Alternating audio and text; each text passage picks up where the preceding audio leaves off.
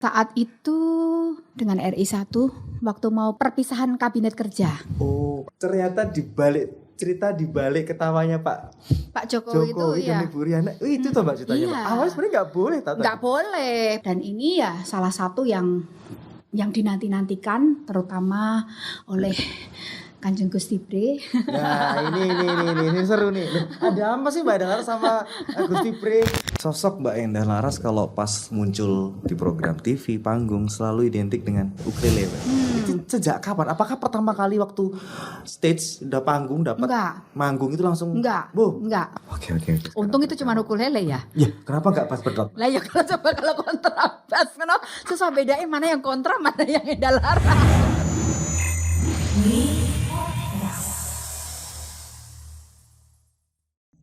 Iya, assalamualaikum warahmatullahi wabarakatuh. Kembali lagi Me Podcast. Ini lama banget gak menyapa pemirsa Metafam yang ada di manapun Anda berada.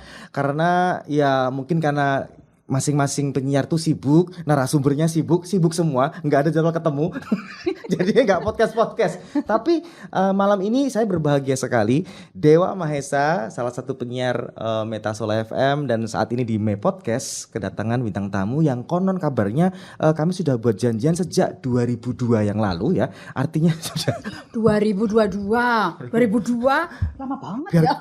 Kelihatan jenengan sibuk gitu ya. Oh ya udah terserah lah. Jadi memang dari setahun yang lalu kita udah bikin janji, tapi akhirnya sekarang bisa ketemu ngobrol langsung dengan Mbak Endah Laras. Yeay. Mbak Endah. Ye, Mas Dewa. Sugeng dalu. Selamat malam, apa kabar? Pengesunipun baik, sehat yang penting ya sekarang mah yang diutamakan adalah sehat. Rezeki ya Mbak ya, sehat itu memang utama. Wah itu nomor 1. Oke duit. Nah iya. Terus dolan nang ngendi-ngendi. Nek awake ora sehat, ya ora iso ngrasake, enggak bisa ngerasakan. Tapi seneng loh jadi Mbak Endah Laras tuh. Seneng ya piye? Sehat, duitnya akeh. Alhamdulillah. Loh gimana loh, dari kecil sudah terkenal. Iya.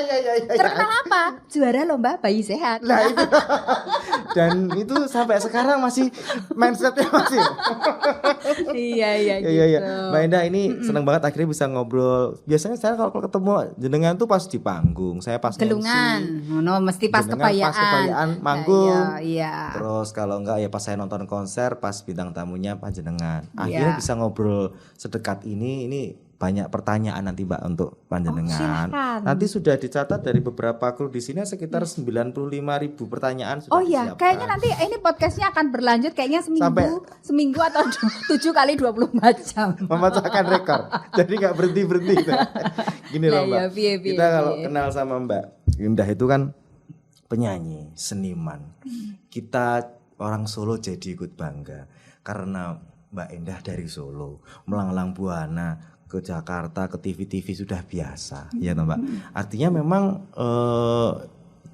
jadi bangga aja jadi warga Solo punya beberapa seniman yang nantinya siapa tahu ikut kita merasa terpromosikan gitu loh Mbak. Bener nggak sih ketika Mbak Endah ke misalnya nih acara pemerintahan di Jakarta, di ibu kota, kan pasti tanya Mbak Endah dari mana Solo. Nah, nama Solo ini lama-lama kan naik jadi harum. Terima kasih loh Mbak, saya jadi bangga loh. Nah, ini awalnya dulu gimana Mbak? Kalau kita ngomongin bagaimana kalau ngomong soal Mbak Endah itu nggak jauh-jauh sama yang namanya keroncong. Kecintaan jenengan tentang keroncong itu dulu ceritanya seperti apa? Ya tapi sebelum masuk ke keroncong memang saya lahir dari keluarga yang berkesenian. Jadi seni menjadi nafas hidup kami semua. Mengalir. Bapak saya dalang, ibu saya penari, dan itu yang menjadi keseharian yang saya lihat, saya dengar, saya rasakan ketika istilahnya lahir ceprot ning alam donya wis ketemune gamelan, ketemune wayang, ketemunya menari. Jadi itu menjadi pondasi yang kuat sekali untuk meneruskan menerima anugerah dari para leluhur. Ya kan keroncong itu juga dari para leluhur. Betul, nah, pertama kali saya bertemu dengan keroncong itu setelah pulang dari Jakarta karena saya SMP, SMA belajar di ibu kota, mengikuti orang tua. Tahun berapa Mbak? Tahun 89 lulus SD sampai 95. Jadi balik kan di Jakarta, balik ke Solo tahun 95. Ya, jadi gini-gini gue dulu pernah jadi anak Jakarta. Gila. Nih gue nih. Gila, Ih, gue Jakarta. Jakarta punya gue. Jujur nih kan kaget gitu. Tapi terus kapan itu? Berarti pas Lulus SD. bayi sehat itu di Jakarta. Bayi sehat masih enggak itu. Kirain di Jakarta. Enggak. Di sana bukan lombanya bukan bayi sehat. Kalau Jakarta kan panjat pinang ya Apa kan? tuh panjat pinang? Ya elah. Bagian yang ini yang pegangin itu si pohon pinangnya. Kalau naik mah kagak. Ya ampun. Bener-bener Betawi nih. Betawi asli nih gue. Emang dari Jakarta udah lama berarti ya Mbak ya? 6 tahun. 6 tahun di Jakarta. Berarti bukan yang pas lo lahir ceprot langsung Jakarta enggak ya? Kagak lah. Cuma waktu sekolah SD sampai SD SMP. dan SMP. Enggak, SMP dan SMA. Oh, SMP SMA. Ya, Oke. terus lulus tahun 95 pulang ke Solo. Langsung kenalan sama keroncong? Enggak, jadi pas pulang itu kan kebetulan emang ini tapi tidak ada semua yang kebetulan ya udah rencana Tuhan ya ini ya. Jadi pas mau antar barang-barang yang pindahan itu kebetulan si supir truknya itu memang denger saya nyanyi di kamar mandi ya itu kan. Siapa nama supir truk itu? Aduh aku ya lali yo. Karena ketemu juga hanya itu doang. Ya, okay. Nah terus dia bilang aku mau hajatan nih di rumah, kamu itu ikut gitu. Oh saya bukan penyanyi gitu. Dia mendengarkan lagu Yeneng Tawangono Lintang ketika saya nyanyi itu biasanya kalau rengeng-rengeng. Walaupun bolehlah tinggal di Jakarta, sekolah ditinggal di Jakarta, tapi tradisi tetap kita bawa. Iya. Dibawa ya aduh, tahu iya. enggak? Yeneng Tawangono Lintang. Besok ada acara nih. Mau ngecek MC toh, Mbak? Kok MC toh nyanyi suaramu ape loh. Ape.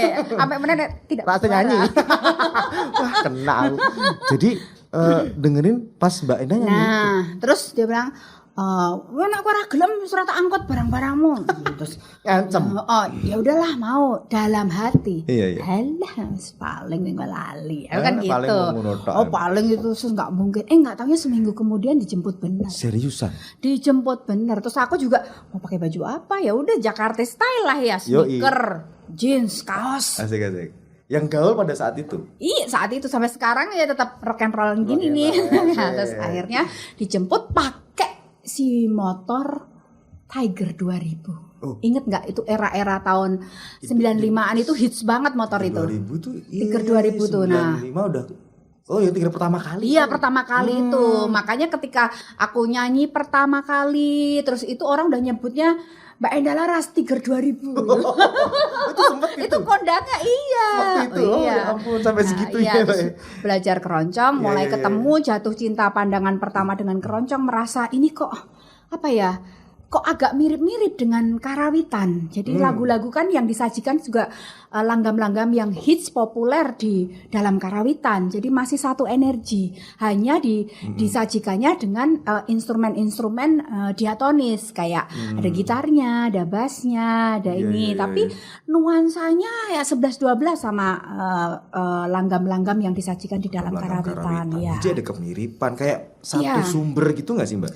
Ya kalau langgamnya sih mungkin sama, hanya disajikannya kayak gini loh.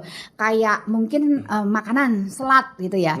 Selat bisa nanti bisa selat galantin, bisa selat daging. Nah, sebenarnya similar tapi cuman cara penyajiannya yang berbeda dan cara menyanyikannya juga agak sedikit berbeda. Tapi ya itu tadi, ketemu keroncong langsung jatuh cinta dan saya memutuskan untuk aku mau belajar ini dengan serius. Siapa nih Mbak yang nemuin sama keroncong waktu itu? Keroncongnya namanya Keroncong Purnama Karya. Pertama kali saya Keroncong Purnama Karya dari desa Trangsan Nggadak ya. Gitu. Tempat pengrajin rotan-rotan itu. Oh iya Sukoharjo. Ya itu nama. Gak jauh sama rumah Mbak Endah sekarang dong? Ya betul. Oh iya. Nah setelah Keroncong kemudian tahun 98-an mulailah ada masuk unsur-unsur gamelan di dalam keroncong, terus ada gebrakan dari Pak Mantos yang menjadikan menyebutnya menjadi campur sari. Nah, disitulah saya mulai mendalami campur sari juga. Nah, terus keroncong, campur sari, terus kemudian aku bertemu dengan Ki Entus Susmono, merasakan panggung wayang. Nah, terus bertemu dengan Mas Garin, dengan Mas Garin, Mas Slamet Gundono, dan membuka untuk kolaborasi dengan seniman-seniman dari mancanegara. Wah, memang basic tradisi dari orang tua saya menjadi pondasi yang kuat sehingga masuk unsur-unsur yang lain itu terasa ringan dalam membawanya gitu. Wah, seru sekali ya. Jadi kalau kita lihat memang sejak dari awal sudah Tuhan udah menemukan dengan banyak pribadi-pribadi hebat yang akhirnya bersinergi gitu Mbak ceritanya ya. Gitu. Dan sampai sekarang. Ya, tapi kuncinya cuman ada satu sih. Nah, jadi mau belajar, bisa menerima, maksudnya kalau kita kolaborasi taruhlah dengan seniman lain baik dari dalam negeri ataupun luar negeri, kita juga bisa open. Mereka maunya seperti apa sih? Nanti kalau ada kurangnya kita bisa melengkapi. Terus kadang dia bertanya, mau kamu seperti apa? Jadi sama-sama menyatukan energi sehingga menjadi satu karya yang mungkin bisa dinikmati kita berdua sebagai peramu istilahnya kolaborasi ini, dan juga dinikmati pemirsa, pendengar dimanapun. Wah, sosok Mbak Endah Laras kalau pas muncul di program TV, panggung selalu identik dengan ukulele, Mbak. Itu sejak kapan? Apakah pertama kali waktu stage udah panggung dapat manggung itu langsung? Enggak. Awalnya enggak. Awalnya tuh gini, awalnya jadi aku ikut di Opera Jawanya Mas Garin tahun kira-kira 2007-an. 2007. Nah, di situ ada tantangan dari Mas Garin, kamu bisa main ukulele enggak? Enggak itu Mas itu. Oh, waktu itu belum, Mbak? Belum. Padahal saya sudah merintis nyanyi itu dari 95. 95. Jadi 2007 belum. Sebelum 2007 belum. Aku pengen tuh kamu tuh pegang ukulele, nyanyi ukulele di pertunjukan opera Jawa ini dan dipentaskan di beberapa negara di Eropa. Kamu mau sanggup gitu? Oh ya, saya mau belajar. Dengan pemikiran saya gini, alah ukulele paling tidak jauh beda dengan gitar. Bayanganku gitu, karena aku pernah punya memori ketika SMA beli gitar, ya kan, nyicil. Oh ya bener tuh, ada temen yang jual gitar, saya nyicil mungkin bisa seminggu 1.000 apa 2.000 tergantung uang sangkunya toh. Segitu ya Mbak ya. Harganya 50.000 gitar Osmond, giliran lunas dijilih konco ora bali. Hilang. Oh iya ya. Nangis toh. Ayo. Sampai segitunya ya. Ya, itu aku belajar akustik sendiri. Akustik apa klasik waktu itu Mbak? Akustik ya? Mereknya Osmond itu termasuk rada lumayan lah merek. Ya. Nah, terus berbekal itu aku sanggup lah Mas Garin. Ya udah, kalau kamu ini besok gitu. Jadi hari ini pesan, besok kamu udah harus bawa ukulele dan sudah harus bisa. Loh, bentar Mbak. Loh, 1 hari dong? 1 hari. Nah ya itu kan biasa. Ukulele sama gitar kan itu iya, jadi kuncinya beda sih. Jadi Mas Garin langsung bilang gitu, waduh, lah kok hari gini banget, besok banget gitu kan. Tapi yang namanya guru itu kan selalu memberikan tantangan pada muridnya. Karek gue gelem sinau apa ora, nek gelem ya udah kamu buang gitu. Pikiran saya gitu. Jadi setelah ketemu Mas Garin tuh aku langsung mampir ke tempatnya Pak Sabto, salah satu senior keroncong di Kota Solo. Saya bilang, "Pak, aku butuh ukulele Pak. Karo aku butuh diajari lagune Stambul Baju Biru. Aku diajari kira-kira piye Pak sing paling gampang tok Pak gitu." Main ukulele. Diajari tapi aku masih cuma jrung apalin chordnya gini. Oh, Pak. Itu pun mobilku enggak tak matiin loh. Parkir di jalan aja gitu, aku selalu buru-buru gitu. Jadi diajari cuma sebentar gitu sama Pak Towes ngene iki sik, engko kita perdalam lagi gitu. Yang penting kamu kunci-kuncinya dulu, ini larinya ke sini. Wes pokoknya jurung gitu dulu. Nah, cepet banget ya, Pak. Ini tapi Anda tertolong dengan naluri seni Anda sangat membantu sekali. Artinya itu sorry nih kalau orang biasa kayak saya boleh enggak Mbak? Artinya belum pernah pegang ukulele, kuncinya enggak tahu, tiba-tiba besok manggung. Lah gimana ini?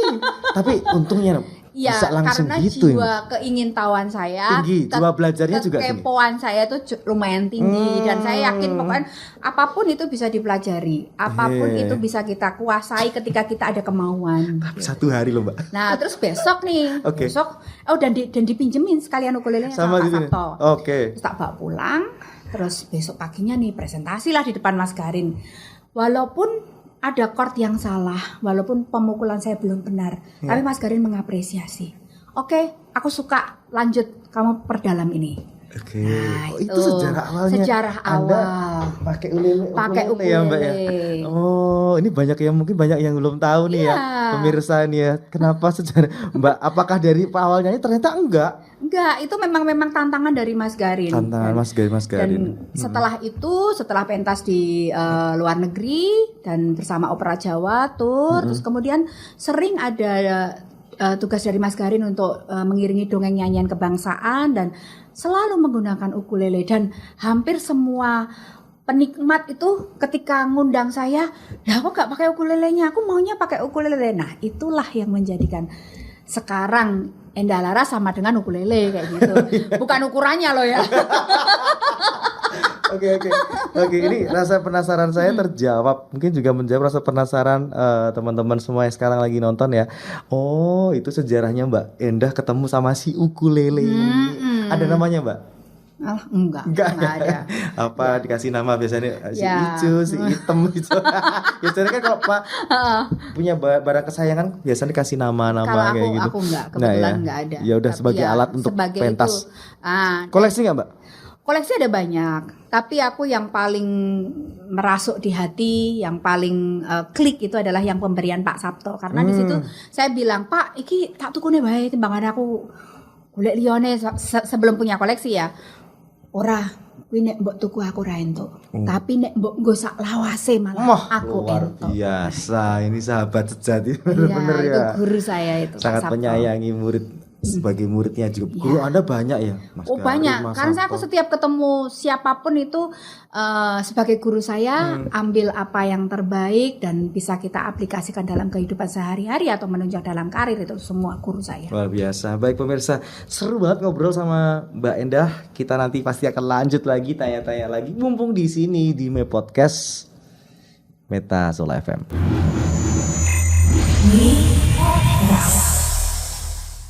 Balik lagi di Mei Podcast sama Dewa dan tentu saja bersama Mbak Endah Laras. Kita seru banget tadi ngomongin tentang ukulele. Jadi berapa Mbak koleksinya Mbak sekarang? Kurang lebih. Aku ada 5. 5 ukulele. Kayak balonku. Berarti warnanya merah kuning hijau. Terus jangan bilang ada yang meletus loh ya. Berarti kalau masih 5 berarti belum. Belum, kenapa? Belum meletus. Masih komplit.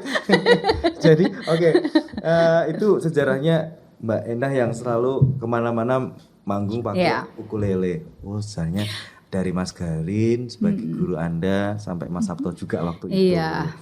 Oke. Untung itu cuma ukulele ya. Ya, kenapa enggak pas pedot? Lah ya kalau kontrabas kan susah bedain mana yang kontra mana yang Endah Laras gitu loh. Aku jadi kadang-kadang berpikir, saya enggak bilang loh Mbak Endah. Kadang berpikir andai kata tantangannya kontrabas gitu, aku ya sedih lah ya, menangis. Nah, masalahnya kayak itu Mbak, bawanya kemana-mana. Lah iya. Motong-motong segede. Lah iya. Terima kasih ya Mas Garin udah suruhnya ukulele. Bukan yang lebih besar ya. Repot itu. Oh benar. Ya. Oke, sejarah terungkap bahwa ukulele sekian tahun yang lalu ada sejarahnya dan sampai sekarang nggak bisa pisah dari seorang Endah Laras. Mbak, kalau boleh tahu, kita kan tahunya Mbak Endah lewat performnya, lewat acara berkesenian dan sebagainya. Sebenarnya kesehariannya panjenengan tuh gimana toh? Apa yo nyanyi terus toh Mbak? Oh ya enggak, no ibu rumah tangga. Dikit-dikit. Maksudnya ibu rumah tangga mungkin menyuruh ini namanya pasangannya, keluarganya gitu. Ayo maem. Gitu.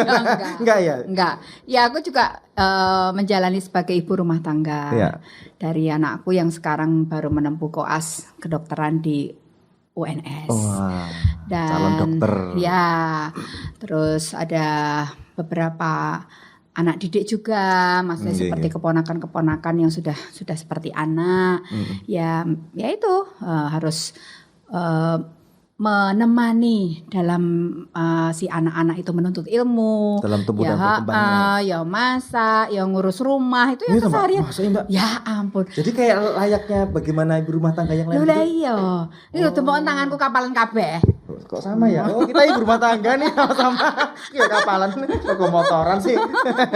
Jadi tetap menikmati peran sebagai ibu rumah tangga, yo masak, yo resik-resik. Dilala aku yo hobinya tuh resik-resik. Oh. Di rumah. Seseorang yang perfeksionis dalam kebersihan. Kalau nyawang kecil risih gitu. Iya, Mbak. Ya sok-sok. Nek pas ra manggung. Iya, gitu. Keseharian. Bagi waktunya antara karir dan ini selama ini kendalanya apa sih, Mbak? Mungkin kalau sekarang sudah enggak ini ya, kecuali waktu si anak saya masih kecil itu memang agak kerepotan, tapi iya sih. Karena dulu aku juga cukup tegas dan disiplin untuk si anak. Jadi ketika sekarang sudah merasakan dia sudah bisa memanage waktunya sendiri. Terus ketika saya harus bekerja, harus apa sudah bisa dikasih tanggung jawab. Jenenge wis meh rampung kuliah. Iya, bisa gitu. Maksudnya bisa ditinggal lah. Ya, kita pantau, tetap harus memantau ketika kita di luar kota atau apapun kan sekarang kan gampang video call ya langsung iso langsung gitu. Ketemu. Lagi ngopo? Lho Bu, langsung gitu ya. Lagi ngopo? Jangan lupa sangu lah. Kayaknya itu wajib ya. Itu kalau mama konser, wah iki tambah sangu no. Ya udah. Ya. Gitu. Jadi keseharian memang selayaknya ya. Iya. Sebagai ibu rumah tangga juga.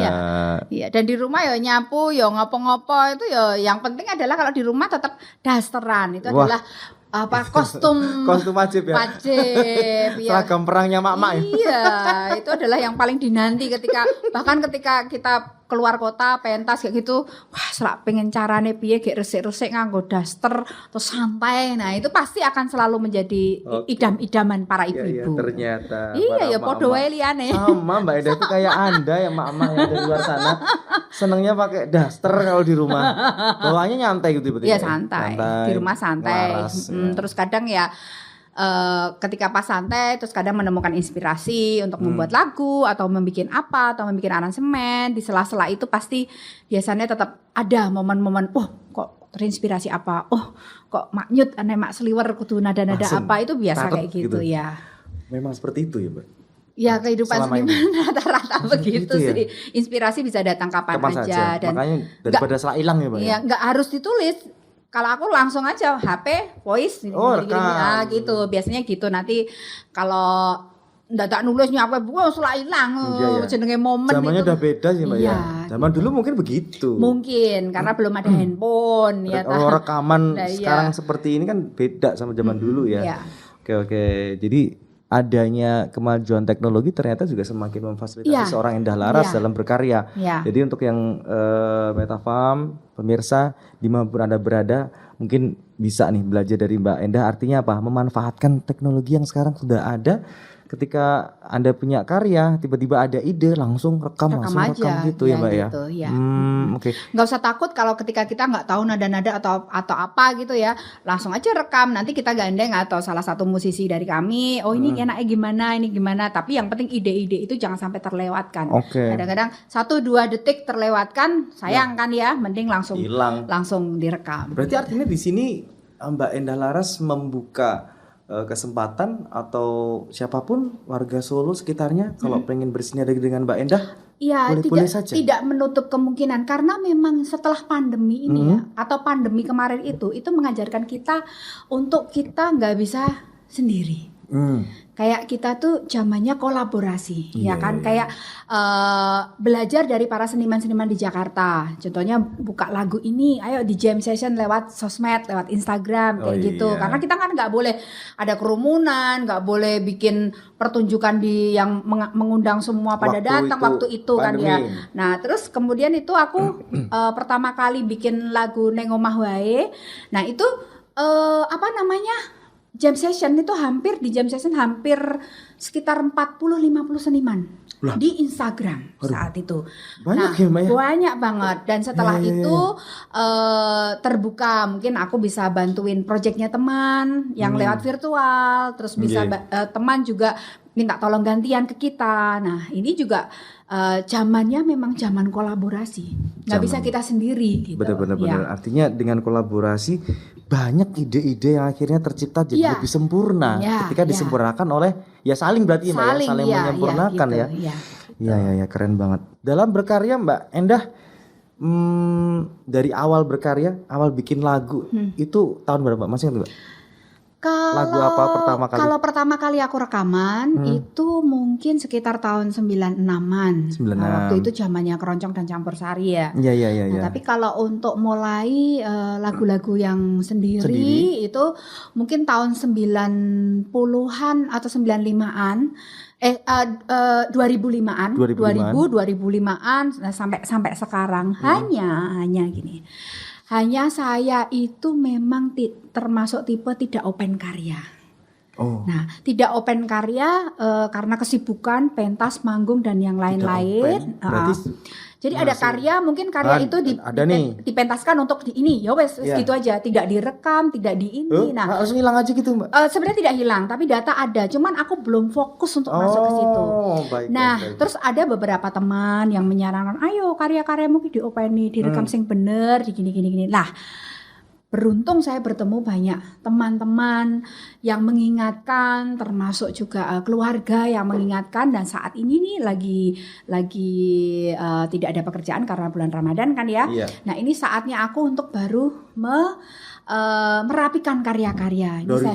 Dari yang dulu itu dikumpulkan dan mungkin mau akan keluar mungkin sekitar 3 album nanti setelah bulan puasa. 3 album.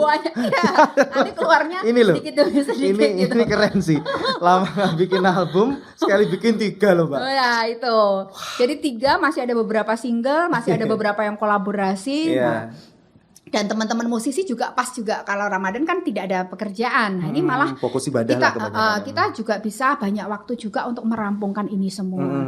Dan ini ya salah satu yang dinanti-nantikan terutama oleh Kanjeng Gusti Bre. Nah, ini seru nih. Ada apa sih Mbak dengar sama Gusti Bre? Iya. Ya, ini jadi kemarin kan memperingati Ateging Puro Mangkunegaran di 266 ya kalau nggak salah ya itu kemarin. Saya mempersembahkan satu lagu saya yang berjudul Puro Mangkunegaran. Puro Mangkunegaran. Wah, berarti udah jadi nih, Mbak? Sudah dipentaskan kemarin di Laras Hati Mangkunegaran dan di lapangan Pamidan kemarin itu ya. Dan juga ketika acara wilujengannya di Pendopo Ageng disaksikan dipersani oleh Kanjeng Gusti Bre. Nah, setelah itu diultimatum untuk segera direkam dan akan segera rilis, dipublikasikan, dan nanti tetap minta tolong sama Meta FM untuk publiskan. Jelas. Itu langsung tanpa itu otomatis Oto dan matis ya. Oto dan matis. Tanpa gigi otomatis.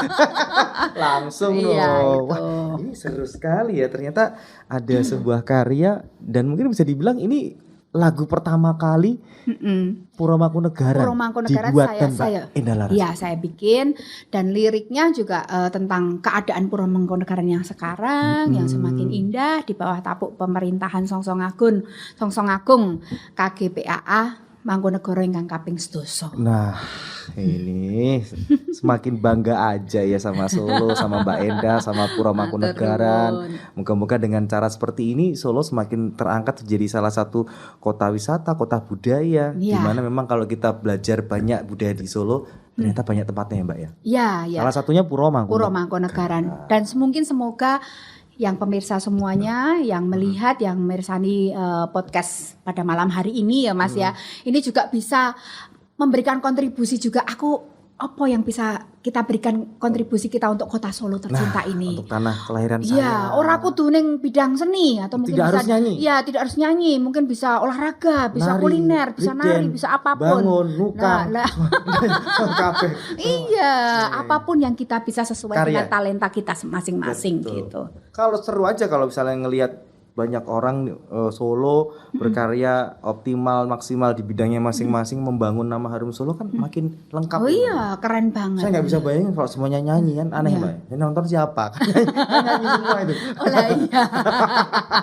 Ya tapi kan nek nyanyi nggon seni kan semua aspek bisa masuk. Contohnya yang usaha panggung sound system dekorasi ya semua saling catering atau berkaitan. Oke. Nah, soal industri hiburan sendiri di Kota Solo, Mbak Endah kalau melihatnya kemajuannya seperti apa sih? Oh ya jelas maju banget no. Saya konser-konser mana tolak ukurnya Solo ya. Iya. Iya toh. Kalau musisi Solo sendiri yang muda-muda nih Mbak. Musisi Solo ki sebenarnya pinter-pinter, laris-laris ya kan, terus inovasi juga. Ya inovatif juga. Jadi apalagi kan sekarang kan banyak konser-konser diselenggarakan di Kota Solo. Otomatis itu kan memancing daya kreativitas kita. Iya. Sebagai seniman Solo, sing muda-muda ya kan. Malah kemarin aku lihat yang kolaborasi sama Slang itu juga anak-anak muda Solo juga. Betul. Iya. Itu terus tari-tarian ya kan, tari-tarian dedengkotnya ada di Solo juga. Mas Eko Supriyanto itu menggandeng semua mahasiswa ataupun pemuda-pemuda yang luar biasa. Itu acara apapun Solo menjadi. Iya. Kalau kita bisa ngelihat apa nih ya, apa aja kalau di Solo mau nyari talent kok ada aja ya Mbak. Nari ketemu, mau nyanyi musik banyak, musik ketemu, pengiring ketemu, gamelan ketemu, nari tradisional ketemu, modern ketemu. Enggak ya. Tahu nggak sebabnya apa? Apa ya Mbak? Kota Solo, apik loh. Iya. Bentar, ini kalau yang ngucapin Mbak Eda jadi lagu nih habis ini. Judulnya Kota Solo Apik loh. Bisa jadi loh Mbak. Ini kalau tadi jangan lupa diopeni. Oh lah iya, ini sedang ngopeni, ini Lagi sedang OTW lagi dirapikan. Ya memang kadang tuh gitu. Kalau seniman-seniman itu biasanya nek job desk-nya oh ini bikin lagu ini untuk acara ini. Bar rampung ku ya wis bubar gitu ya. Tidak diopeni. Sekarang kan zamannya semua era digital. Iya, betul. Digital platform. Nek nganti kita nggak ngopeni karya sendiri itu ya eman-eman kita tidak bisa menghargai apa yang kita persembahkan, upayakan. Jadi ya. kayak memang sekarang lagi harus banyak pikir tentang hak cipta. Nah, lah ya. Ada WAMI, ada apa Ya. Mbak? Yes, pokoknya ngono kuwi lah. Iya Mbak, bukan banget. Publisher itu yang menjaga hak karya cipta. Serunya. Oke, kita nanti tetap ngobrol lagi, masih kurang banyak pertanyaan, terus kita Akek kurang telu tok, akek sudah telu toh masih banyak. Masih banyak lagi. Oke. Dan jangan lupa kita akan saksikan juga nih ya lagu yang tadi sempat kita obrolin, tentu saja di main podcast. Bueno, gimana lagu nih? Enak loh. Enak loh. Enaknya so ngono. Enak lho. Solo, api lho. Lagu Mbak Endah. Api lho. Kok dilem dhewe enggak bener no. Ya harusnya saya yang ngelem. Oh ya udah. Lagi-lagi Mbak, lagunya Mbak Endah. Lagu Mbak Endah. Wah, api lho. Nah Mbak, ini lagu-lagu yang sudah dirapikan, otomatis ini on the way dirapikan. Semoga-semoganya bisa nanti dinikmati oleh seluruh masyarakat penikmat musik. Itu keroncong semua Mbak? Oh enggak. Nah, jadi ada beberapa ini ya. Yang pertama yang album Brayat Endah Laras. Jadi saya punya namanya grup namanya Brayat Endah Laras. Bukan Brayat. Brayat Endah Laras itu enggak pakai M. Jadi kemayu ya. Brayat Endah Laras itu artinya keluarga Endah Laras. Nah kan biasanya yang diajakin Mbak. Ya itu memang itu Brayat Endah Laras. Ya? Nah itu kita bikin album khusus Brayat, termasuk salah satu lagunya itu adalah Puro Mangkunagaran, ada Ngayuk Jazz, ada Srengenge, hampir 90% itu ciptaan saya semua.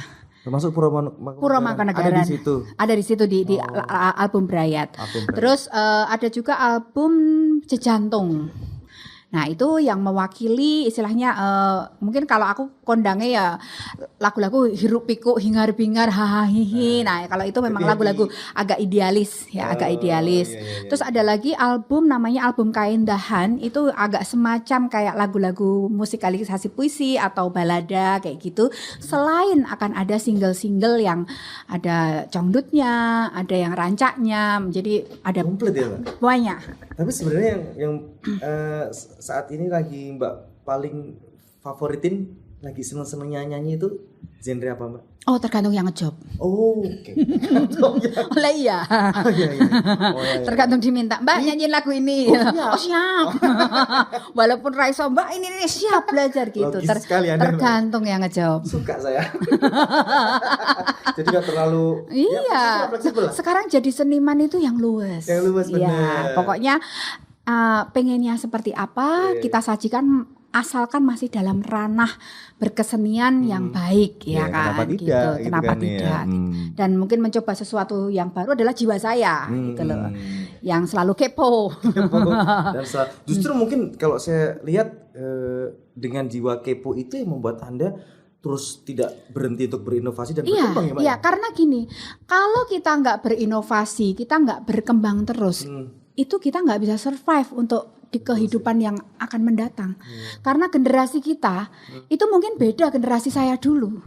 Jadi kita tidak harus melulu belajar sejarah lagu keroncong sing wangil sing ngene itu kita harus pelajari, tapi jangan lupa kita juga harus menciptakan sejarah baru supaya nanti untuk meneruskan pada generasi-generasi selanjutnya. Karena zaman terus bergulir. Lah itu. Barang siapa ada sampai namanya pepatah mengatakan kalau Anda tidak berinovasi, Anda berhenti sama dengan Anda mundur. Lah ya, itu kemunduran kita.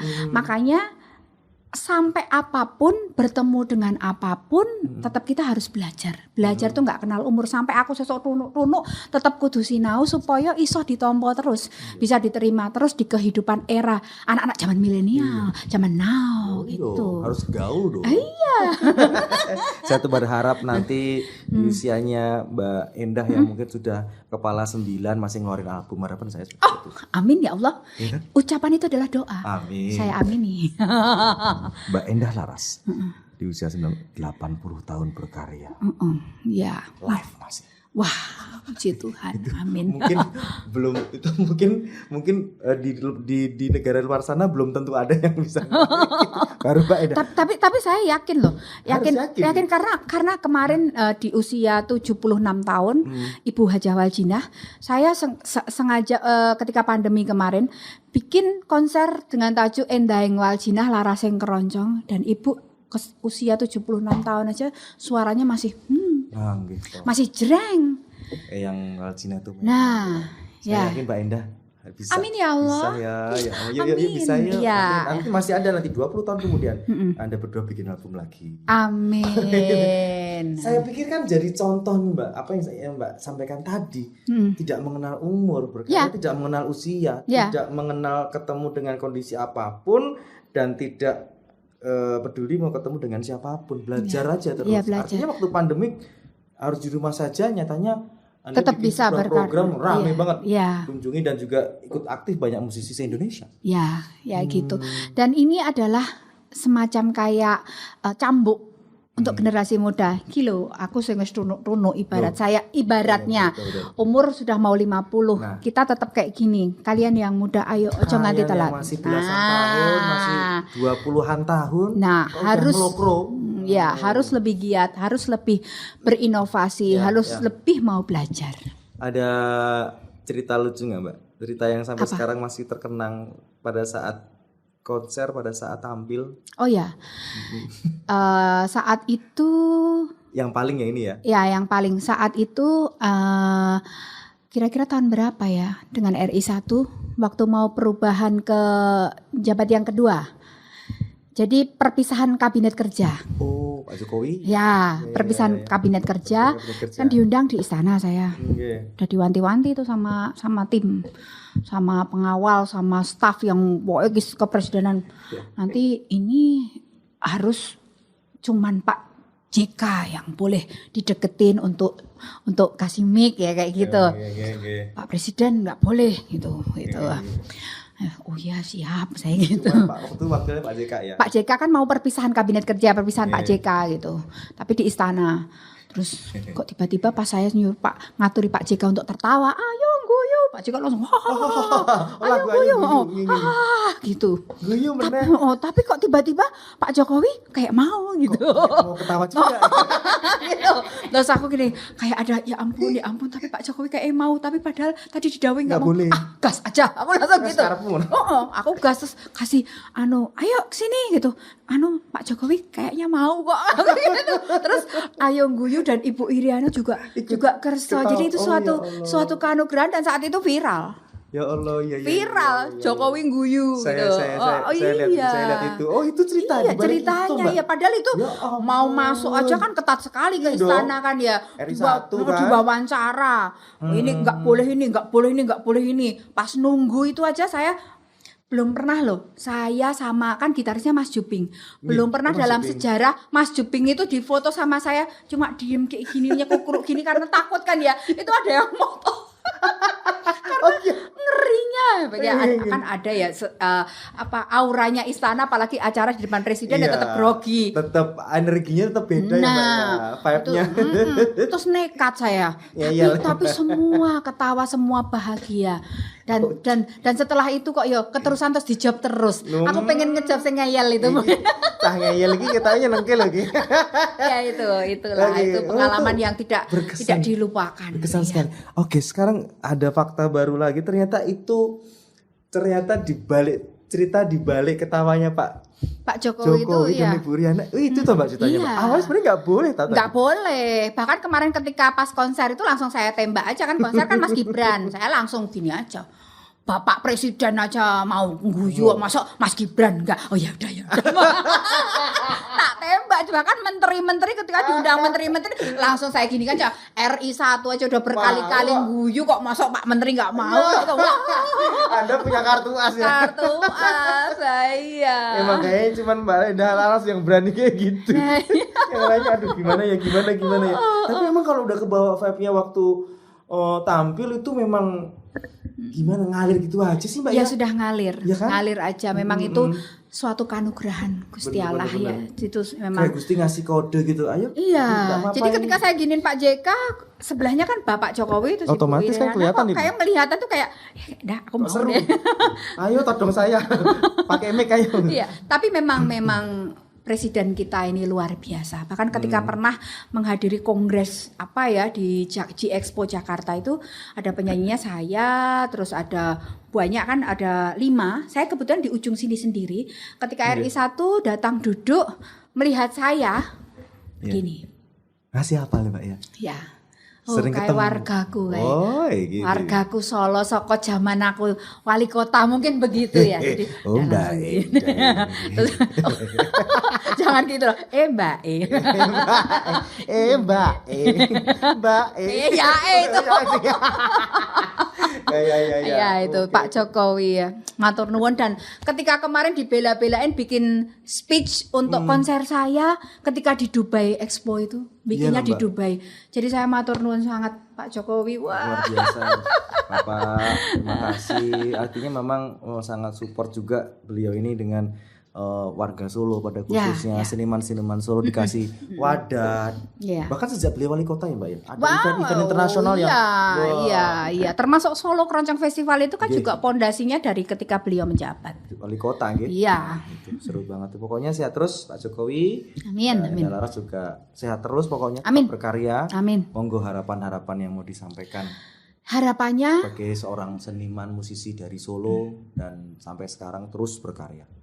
Harapannya sebenarnya nggak muluk-muluk ya. Kita semua yang generasi muda-muda supaya ingat bahwa budaya ini apapun yang sudah diwariskan para maestro-maestro leluhur kita, mari kita sama-sama diuri-uri, dikembangkan dengan inovasi-inovasi sesuai dengan apa yang sudah kalian dapat saat ini. Kita ingat banget pesannya Pak Jokowi. DNA kita itu adalah seni dan budaya. Seni dan budaya adalah DNA kita. Ya, mari kita sama-sama bahu-membahu saling kolaborasi untuk menjunjung tinggi dan melestarikan nilai-nilai budaya-budaya yang sudah diwariskan oleh nenek moyang. Nah, kalau bukan kita siapa lagi? Sopo meneh gitu. Oke, baik, terima kasih Mbak Endah Laras sudah mampir ke May Podcast. Pokoknya doa saya sehat terus, berkarya terus, pokoknya nggak kenal waktu. Saya pokoknya nggak mau tahu sampai saya punya cucu, saya pengen lihat Mbak Endah nyanyi terus. Amin. Terima kasih Meta FM, May Podcast. Jangan lupa tetap share cerita-cerita tentang budaya supaya menginspirasi banyak orang. Iya, baik, dan tentu saja Dewa dan Meta Solo FM dan May Podcast sekali lagi makasih atas waktunya Mbak Endah kesini ngobrol-ngobrol. Ya, sami-sami. Kapan-kapan kita sambung lagi dan kapan-kapan kita moga sering ketemu di panggung ya Mbak ya. Saya MC-in, saya akan dengan sangat bangga dan penuh cinta Mbak Endah Laras. Api loh. Oh iya. Kalau kurang itu ya, Mbak Endah Laras, api loh. Baik, terima kasih. Ya, matur nuwun, matur Demikian nuwun. podcast. Wassalamualaikum warahmatullahi wabarakatuh.